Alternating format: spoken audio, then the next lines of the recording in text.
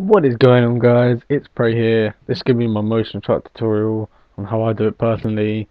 I'm just going to show you a quick preview of what it looks like.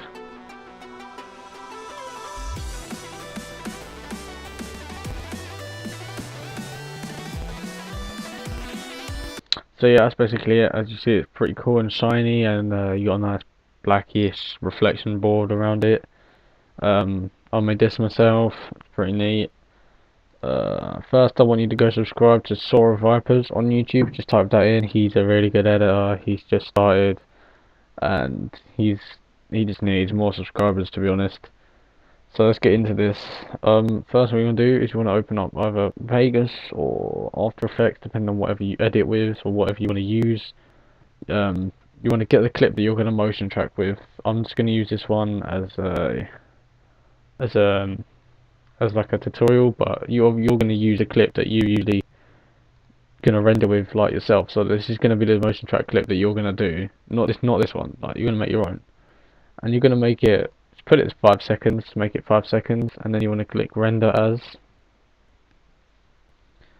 and you want to click browse. You want to first click this and make image sequence and click on the drop down arrow there, click PNG. You want to click browse and make sure you make a new folder and save it into that folder, because you're just going to have a bunch of pictures everywhere if you don't do that, and that is not good. So once you've done that, you should have a bunch of pictures that look just like this. There's a load of pictures. This is what mine is called. There's so many pictures, and that's what it's going to look like, your folder. So make sure you save it into a folder somewhere you can easily get.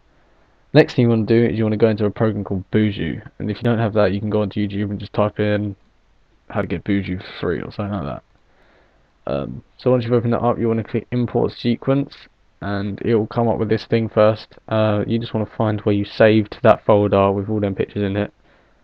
So mine is here, and then you can just click on the first picture and then press open.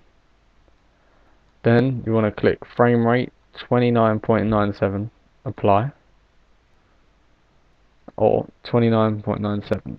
If you're using like an Elgato or something high, then you want to do obviously 59.94, but I'm just doing 29.97 because that's how crappy mine is, and that's what YouTube plays it back as. So once that's done, you're going to have this sort of timeline sort of thing, and you can see your video moving. Next thing you want to do is you want to click track features. This should just all stay as it is. If you want to make it more detailed, you can click this and make it more track points, but I'm just going to keep mine as default because this is a video. And yeah, so I'm going to press start, and then that will start to track all the points. Just wait for that to be done. So I'll be back when this is done. Alright guys, I'm back. This is just finishing off what it's doing. Okay, so now you've done that, you've got all these red crosses here. These are unstable. So what you want to do is you want to click camera solve, and you want to click optimize camera path smoothness and press start. And all that will do is it will just choose the points which are really smooth throughout the whole thing and won't move. But sometimes it moves. If it's your first time, it's going to move. But you can usually find a way around that using Cinema 4D, which is usually what I do anyway. So let's just see what this is doing.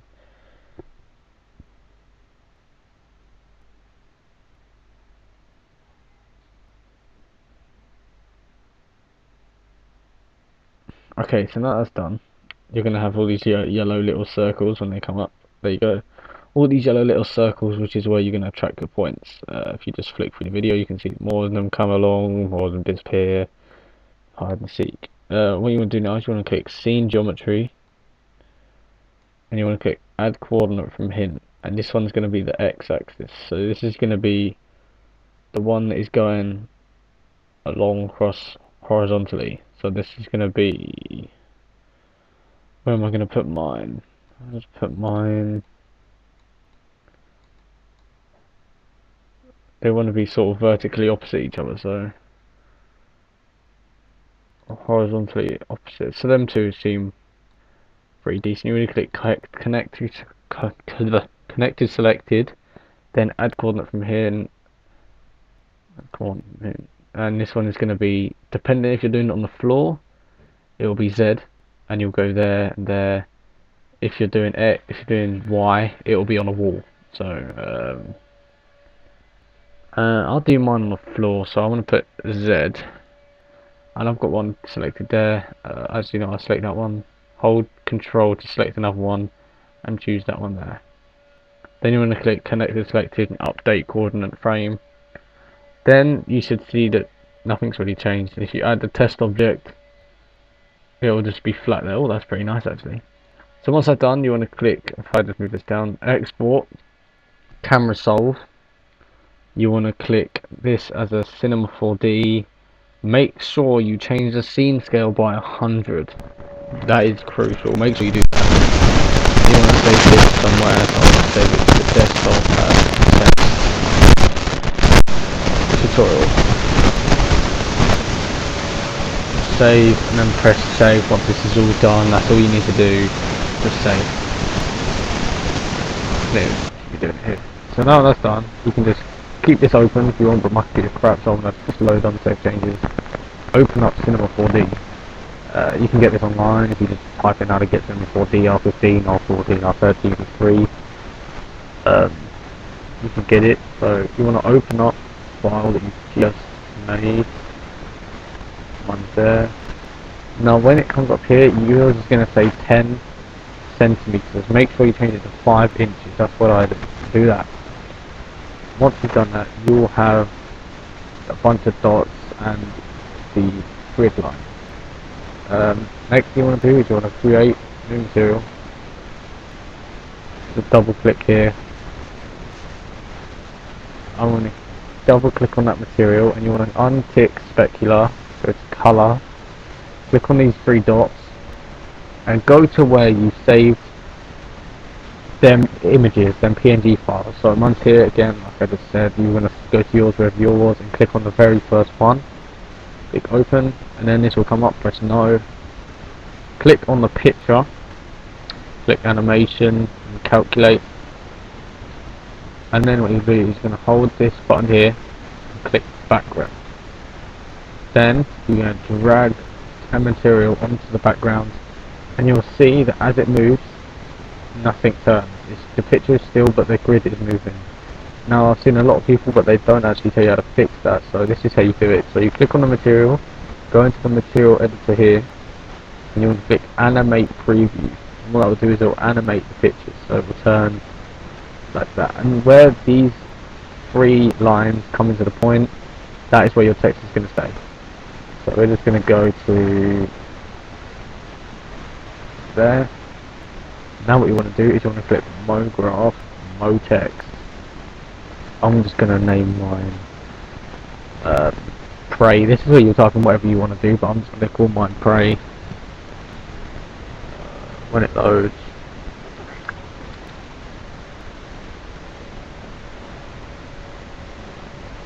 I'll move this down. I don't actually know if you can see it. I got a new banner around here. If you haven't noticed, pretty smexy. So when your text is here, you'll see your text. My text is there. I'm just going to call mine Prayy. 3 wires. You want to make sure that you select a decent font, not a crappy little font. I'm going to check.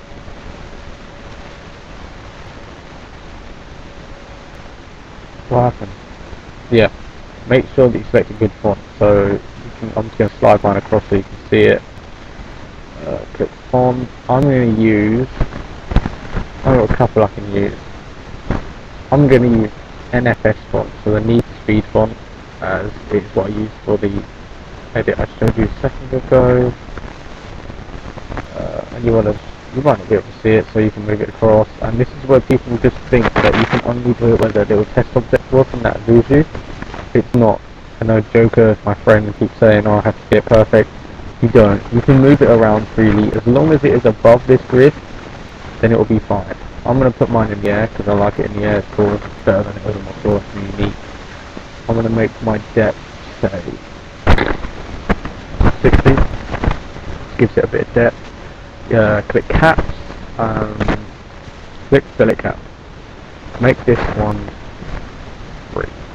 and what I do is I'll add a little thing around the side, make it more roundish. So now what we want to do is you're going to add the colours to your text. You want to click on new material, go to untick specular again, go to colour, and I'm just going to make mine satin. So then you want to click reflection, and you can just pump it down to 70 is what I usually put it at, and this will look like sort of like reflection. And then you will hold material, drag it onto the text. Then what you want to do is you want to copy and paste it and into material, click that one, change the colour to black. Hold control and drag it up. Hold control, don't hold control, just drag it and put it on. Move the blue one over, and on the blue one, click selection, capital C and number 1. It will make that black part around it sort of like as a border. That, and you won't see anything yet, but now we're going to add the reflection to make everything around it reflect off it. So you want to hold this square, click sphere. You want to move the sphere so it's in the middle of the text, and make it go over the whole text like that. Now if you don't know if it's on it, you can just move this around. People might think, oh, but then I'm going to lose my theme setup. No, you're not. You can just do that, make sure it's all done. Then you just click frame back or frame forward and it'll go back to normal. So once that's done, you're going to drag the material with your picture on it again onto the sphere. And on the projection, you're going to press it, and you're going to press spherical. And what that'll do is you'll see the picture just around the sphere look ugly. You're going to right click on the sphere layer, right click, Cinema 4D tags and compositing. And now you want to check scene by camera, cast shadows, and then you want to check compositing background. Make sure you save every so often, because I made that mistake once. And then press this button, which will just render it and see how it looks. It looks pretty good. I might just pump up this black reflection a bit, so then you have that. It looks pretty nice, to be honest. If you don't want to see this sphere when you're doing it, you can just click on this top dot, press it twice, and it will make sure it's red. Then you can see what you're doing. That's really nice. So then you can just like move it around, see how it looks. Notice that it won't move. Okay, so now we've got the text. You're probably thinking, I want to add a shadow. So here's a shadow. It is long-winded. You want to click floor, hold this and click floor, or you can hold this and click plane. It's up to you. I usually click plane. If yours is dodgy, you're going to have to sort of move the plane into the bottom of the text and sort it around, move the plane around, see how you like it. But as mine is flat on the floor, which is where I want it, I'm just going to keep it like that. And you want to break this up by these little holes. You can add a floor if you want, it's probably a better preference, so let me just do that. Click here, click floor, and this will just cover a new floor, just like that. I'm just going to move mine across actually. I'm on. Move it across. Okay, then you'll grab your what's that? Hold material layer, drag it onto the floor. Come on. What are you doing? Then you want to click, you see all these little like squares and everything, you want to click on projection and make sure it says frontal. Now you want to click Cinema 4D tags, right click on that floor, Cinema 4D tag,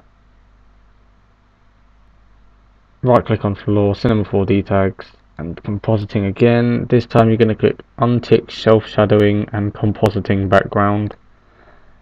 Now nothing's going to change if you render that out. Nothing has changed. It's all the same.